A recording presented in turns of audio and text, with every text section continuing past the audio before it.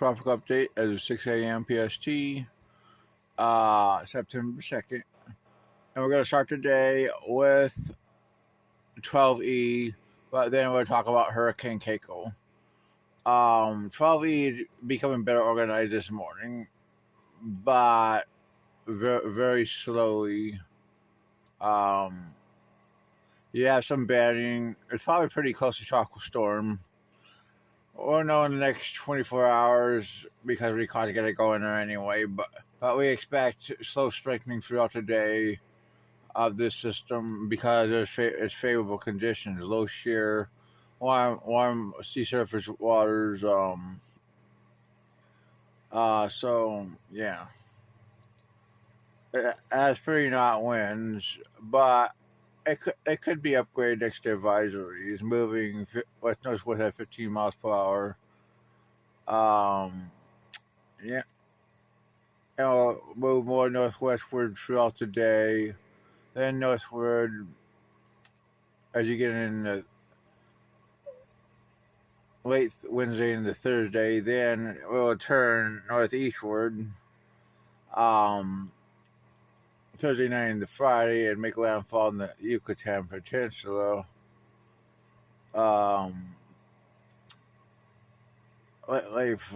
Very late Friday and early Saturday. Here's the track. All models show this now.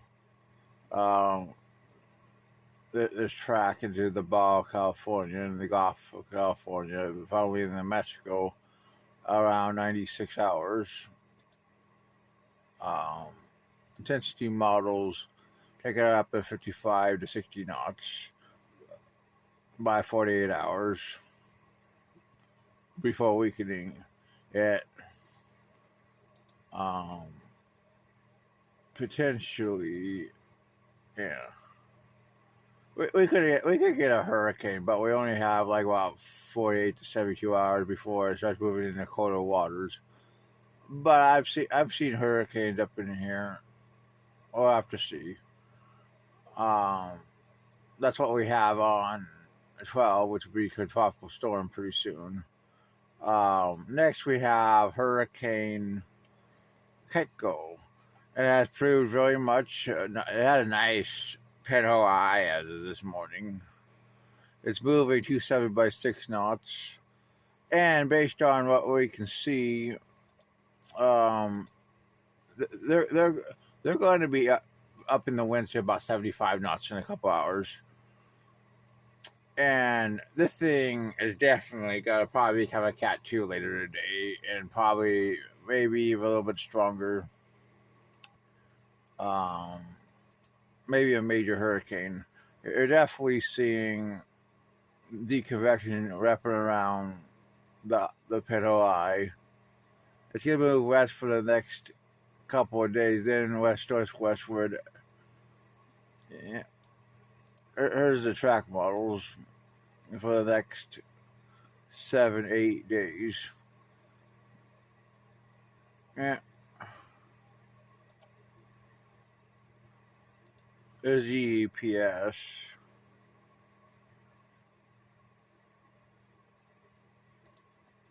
I think this stays south of Hawaii, but it could get close if the more northward models turn out to be true.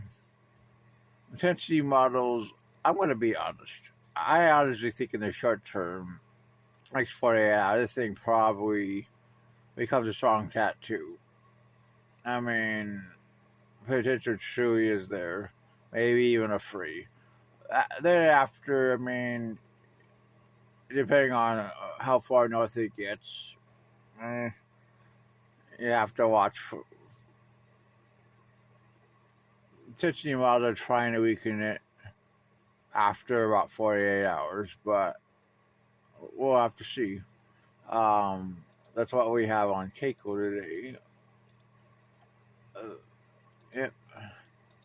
Now we're gonna go to the link. The Cape Verde system has 30% in the next 2 days, 70% in the next 7. I agree. This system has extremely high potential to develop as of this morning.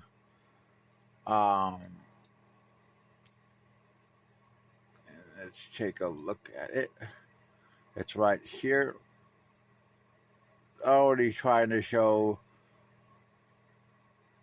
some convection development. It's going to move westward in the next 2 or 3 days, and west-northwestward. There's the GFS at 48 hours. Let's look at the.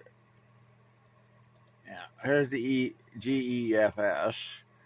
We're going to show west to west-northwest motion to the next 5 to 7 days. This clearly shows that remaining with this trend, but some models